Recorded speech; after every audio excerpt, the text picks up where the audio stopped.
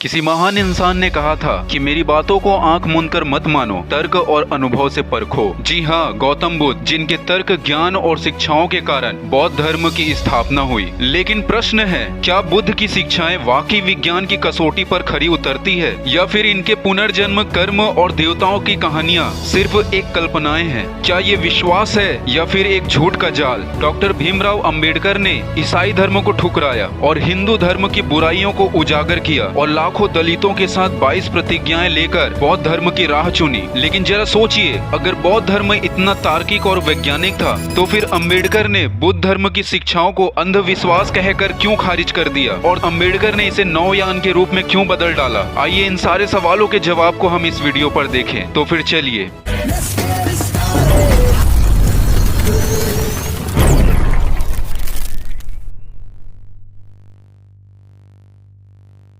Video को मैं कुछ महत्वपूर्ण प्रश्नों के साथ शुरू करना चाहता हूं। तो प्रश्न है, डॉक्टर अंबेडकर ने ईसाई धर्म और हिंदू धर्म को क्यों ठुकराया और बौद्ध धर्म को क्यों चुना? तो डॉक्टर भीमराव अंबेडकर ने ईसाई धर्म को इसलिए ठुकराया क्योंकि वे इसे विदेशी धर्म मानते थे, जिसमें भारतीय और ईसाइयों के बीच में जाति भेदभाव था। और उन्होंने हिंदू धर्म को भी ठुकराया और उनकी बुराइयों को उजागर किया, क्योंकि ये जाति व्यवस्था को बढ़ावा देते थे, जिसे वे मनुस्मृति जैसे ग्रंथों के द्वारा समर्पित मानते थे। तो उन्होंने इस उत्पीड़न से मुक्ति के लिए उन्होंने 1956 में लाखों दलितों के साथ 22 प्रतिज्ञाएं ली, जिसमें से हिंदू देवी देवताओं, रीति रिवाज और जाति आधारित उत्पीड़न को नकारा और बुद्ध धर्म को समानता और तर्क का मार्ग बताया। और इसीलिए उन्होंने बुद्ध धर्म को चुना, क्योंकि बुद्ध धर्म में नैतिकता की बात है, समानता की बात है, एकता की बात है। तो अब सवाल है, क्या बुद्ध की शिक्षाएं वास्तव में तार्किक और वैज्ञानिक है? तो आप समझिए, बौद्ध धर्म को अक्सर लोग इसलिए मानते हैं क्योंकि ये तार्किक दृष्टिकोण रखता है। जैसे कि बुद्ध ने कहा भी है, आंख मूंद कर नहीं बल्कि तर्क और ज्ञान से मेरी बातों को मानो।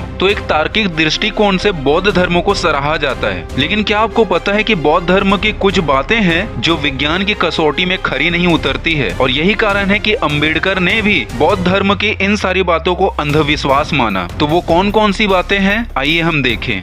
तो पहला है पुनर्जन्म।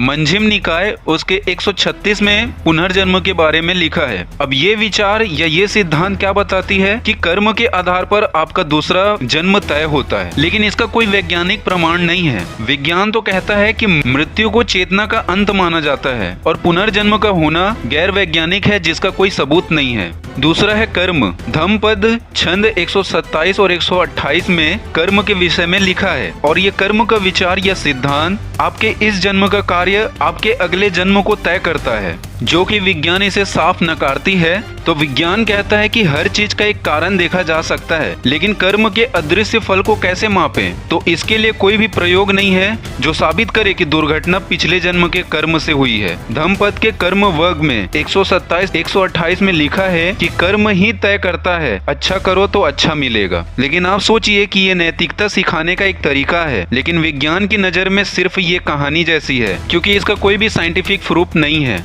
तीसरा है निर्वाण का कॉन्सेप्ट। अब ये अंतिम स्तर है, अंतिम स्टेज है, जहां दुख, इच्छा और जन्म मौत का चक्र खत्म हो जाता है। न सुख रहेगा न दुख रहेगा। अब वैज्ञानिक दृष्टिकोण से एक प्रश्न उठता है, निर्वाण को हम कैसे मापें या कैसे देखें? क्योंकि विज्ञान ब्रेन की एक्टिविटीज को समझता है, लेकिन ये शांति की अवस्था सिर्फ कल्पना लगती है और निर्वाण का कोई ठोस एविडेंस नहीं है। संयुक्त निकाय के निर्वाण सूक्त में लिखा है, तो 43 के 1 से लेके 44 में निर्वाण को दुख से मुक्ति पाने के रूप में बताया गया है, और विज्ञान कहता है कि निर्वाण शायद ध्यान करने का एक नतीजा मात्र है। चौथा है अनित्यता, नो सेल्फ भी कह सकते हैं। तो समझिए ये क्या है। तो इसमें सब कुछ बदलता रहता है, मतलब अनित्य है और कोई फिक्स्ड आत्मा नहीं है। और ये सिद्धांत और ये विचार बताती है कि आप सिर्फ फीलिंग्स और कर्मों का एक बंडल हो। लेकिन विज्ञान क्या कहता है? बदलाव को तो विज्ञान मानता है, लेकिन नो सेल्फ ब्रेन साइंस से मैच नहीं करता, क्योंकि न्यूरो साइंस कहता है कि यादें और ब्रेन एक्टिविटी से सेल्फ बनता है। और संयुक्त निकाय के 22 उसका 59 में अनात्म की व्याख्या है, जहां बुद्ध कहते हैं कि कुछ भी स्थायी नहीं है। अब दार्शनिक रूप से ये बात तो गहरा है, लेकिन विज्ञान इसे पूरी तरह से सिद्ध नहीं मानता। ये मात्र चेतना के बारे में कंफ्यूजन पैदा करता है। पांचवा है ध्यान और अलौकिक अनुभव। अब जरा समझिए ये क्या है। ध्यान से हाई लेवल की चेतना मिलती है, जैसे ध्यान मतलब गहरी अवस्थाएं, जहां पिछले जन्म को याद किया जा सकता है, या आप इसे स्पेशल पावर की प्राप्ति भी कह सकते हैं। लेकिन विज्ञान के नजरिए से ध्यान के फायदे साइंस मानता है, जैसे कि स्ट्रेस कम करना। लेकिन अलौकिक अनुभव जैसे कि पिछला जन्म, इसका कोई भी प्रूफ नहीं है और विज्ञान इसे सिर्फ व्यक्तिगत कहानी घोषित करता है। और ये बातें मध्यम निकाय के ध्यान सूक्त में ध्यान की अवस्थाओं मतलब ध्यान का वर्णन है। लेकिन आप समझ सकते हैं कि ये अनुभव ब्रेन की एक ट्रिक हो सकते हैं, न कि रियल। विज्ञान इसे हेलुसिनेशन जैसे मानता है। छठवीं बात, देवता और अलौकिक प्राणी। तो इसे समझिए, बौद्ध धर्म के महायान और वज्रयान में देवता बौद्धिस्त्व जैसे सुपरनेचुरल बींग्स हैं जो लोगों की मदद करते हैं। लेकिन विज्ञान क्या कहता है? विज्ञान देवताओं को बिल्कुल भी नहीं मानता, क्योंकि कोई भी एविडेंस नहीं है और ये सिर्फ कल्चरल स्टोरीज हैं। दीघ निकाय के ब्रह्मजाल सूक्त में 31 लोकों का वर्णन है, जिसमें देवताओं और अलौकिक प्राणियों की बात कही गई है। लेकिन ये पुरानी मिथक जैसे लगती है और विज्ञान इन्हें सिर्फ फिक्शन मानता है। तो ये 6 धारणाएं हैं। जिस प्रकार से बुद्ध ने कहा कि मेरी बातों को आंख मूंद के मत मानो, तर्क और ज्ञान से मानो, तो गौतम बुद्ध के कहे गए इन शब्दों के आधार पे यदि हम तर्क रूप से देखें तो विज्ञान सब कुछ प्रूफ, एक्सपेरिमेंट और देखने पर मानता है। और विज्ञान के आधार पे बौद्ध की ये जितने भी बातें हैं फिलोसफिकल, जो पर्सनल एक्सपीरियंस या विश्वास पर टिकी हुई है। कोई लैब टेस्ट नहीं या मापने का तरीका नहीं। इसलिए सवाल उठते हैं कि क्या ये रियल है या सिर्फ पुरानी सोच है। यदि हम बौद्ध धर्म में ध्यान और अहिंसा की बात करें तो ये चीजें भले साइंस से मैच करती है, लेकिन ये 6 पॉइंट्स बौद्ध धर्म को पुराना और अंधविश्वास मानती है।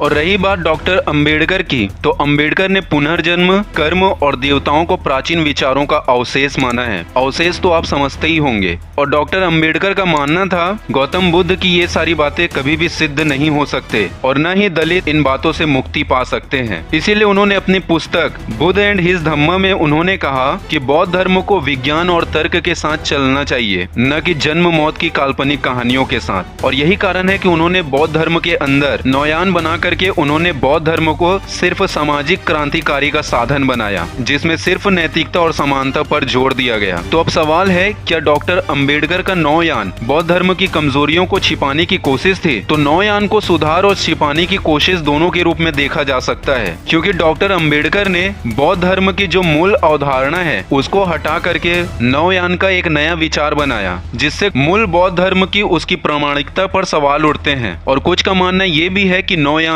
बौद्ध धर्म की आत्मिक गहराई को त्याग कर इसे मात्र दलित आंदोलन की पहचान बनाता है। तो इससे 2 बातें साबित होती है कि नौयान जो है दलित आंदोलन की एक पहचान मात्र है और बौद्ध धर्म सच्चा धर्म नहीं है, क्योंकि ये तर्कों के आधार पर खरी नहीं उतरती है, जैसे कि गौतम बुद्ध ने अपने शब्दों में कहा है।